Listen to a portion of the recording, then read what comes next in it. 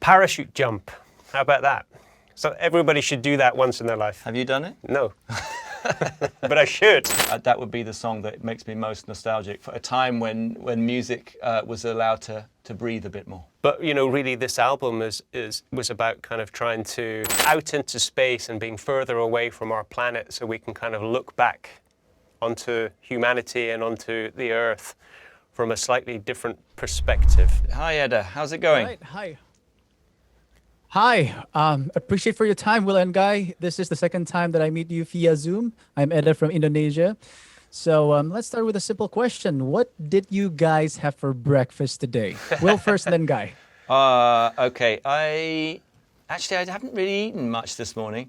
I think I had a little bit of I had coffee. It was my main breakfast item, but I'm holding off until lunchtime. So I haven't eaten much yet. I was hungry this morning, so I didn't eat much yesterday, so I woke up pretty hungry. So I went for quite a traditional English breakfast, which was eggs and toast and some bacon, sausage, coffee. Perfect. And a smoothie. Nice.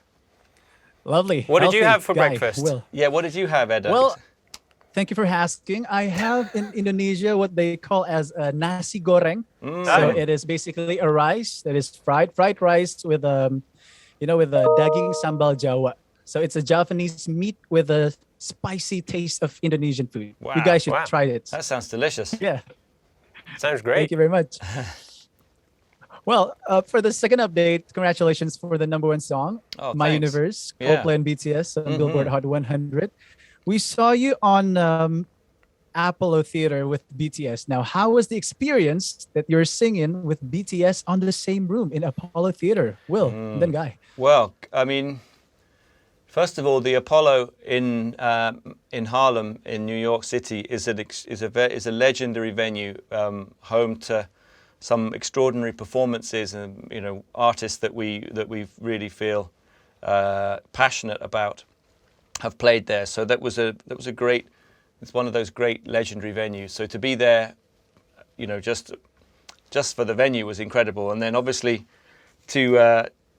we've recorded this song with BTS, and they're fantastic artists, and we're really happy with the way that the song has turned out. But because of the pandemic, it meant recording that song together was very difficult. So Chris managed to go to Seoul in order to record the vocals with them, but we had never met them, and so it was really fantastic to be able to it's like getting to know your teammates if you're in a football team. We've for this song we're one big band. There's 11 of us, and it was nice to meet our teammates, and they're lovely guys, really talented and generous with their time and humble and fantastic people. And so it was a lot of fun. I think that is a lovely comment from you, Will. How about from you, Guy? I think Will covered it all pretty much, to be honest. But it was just great fun. We spent an afternoon with them, and we sang on the stage a little bit, and then we sat down and had a lunch, and it just felt there's such a great energy with those guys. And we don't speak Korean, and they don't speak English. Well, one of the guys does, but aside from that, it didn't feel awkward or uncomfortable. We were just very comfortable, hanging out and and talking, and we just had a lot of fun. Yeah. Yeah, whenever we feel awkward with the guys, just say "사랑해요" because it means "I love you." There you go. All right. Easy. All right. Next question would be your new studio album will go by the name of Music of the Spears. Now, who pitched the idea of Music of the Spears, and what was your first reaction when you know that the next album would be named Music of the Spears? Guy, you want to go first? Well, it's interesting. I think the concepts for our albums and the titles for our albums generally happen. They kind of come first, and we kind of, before we've even done any recording, we have these ideas for the albums that we want to make, and so, it really allows us this kind of visual and thematic framework into which we can work.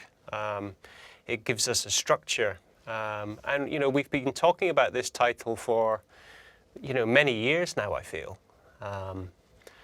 And I guess it's, you know, Chris, you know, drives the concept and the ideas, and it's really just about, you know, there's obviously kind of an outer space and a galactic and an alternative universe kind of construct. And really what that's about is, first of all, it allows us to play with, you know, different planets and kind of, you know, fictional characters and creatures, which adds a lot of color to the visuals. But really it's about, you know, going out into space and being further away from our planet, so we can kind of look back onto humanity and onto the Earth from a slightly different perspective. All right. Wow, that was very insightful. And we're loving the artwork. We're loving the music video. We're loving the concept. Cannot wait for you guys to come into Indonesia. Now, believe it or not, today we have gathered the questions from all Coldplay fans that were Generation Z, those who were born on 97 until 2012. And I hope you guys are ready for the questions. Yeah. All right, let's do it. Now, the first question, which music in the album Music of the Spears makes you feel nostalgic, Will and Guy? Nostalgic. I suspect for me it would be the song Coloratura, which is the last song on the album.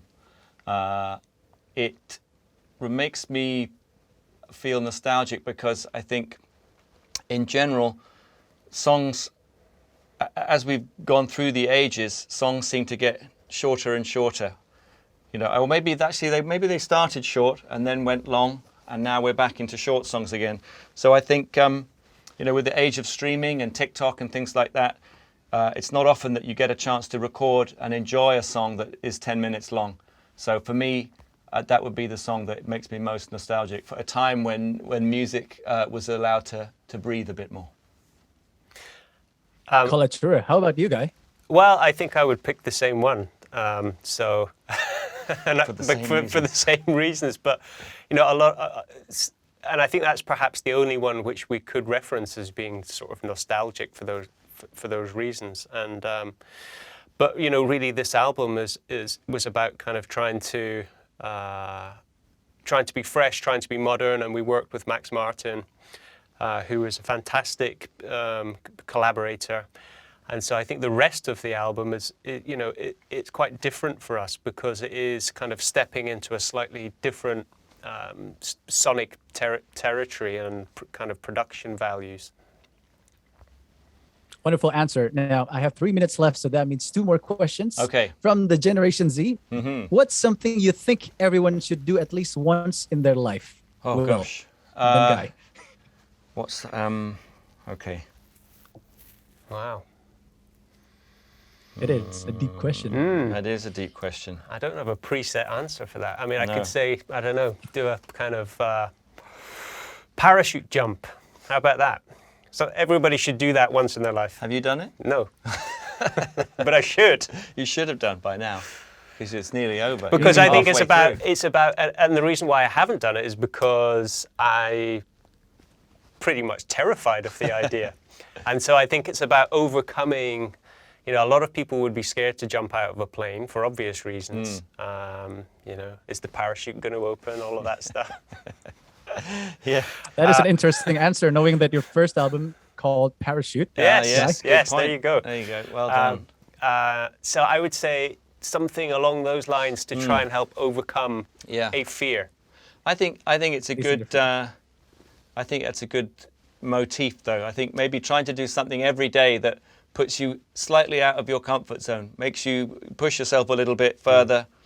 Try and do something that you wouldn't normally do, because you've got to keep life interesting for yourself. So, that's my advice. Try and do something small, but every day that pushes yourself in some way. Well, what I know is, and Indonesian fans feel that Coldplay makes our life feels interesting every day. Oh. And here's the last question All from right. Coldplay fans, Generation Z. What would you say to somebody before you let somebody go? Will and then Guy. Before you let somebody Just like your go. song, Let Yeah. Somebody Go. Goodness, well, it Drinks depends with under what circumstances. I mean, the obvious answer would be just to say goodbye.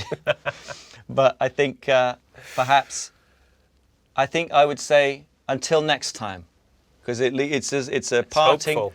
but it's implying that we're going to meet again. So I would go for that. Until next time. And that is a great answer. Yeah.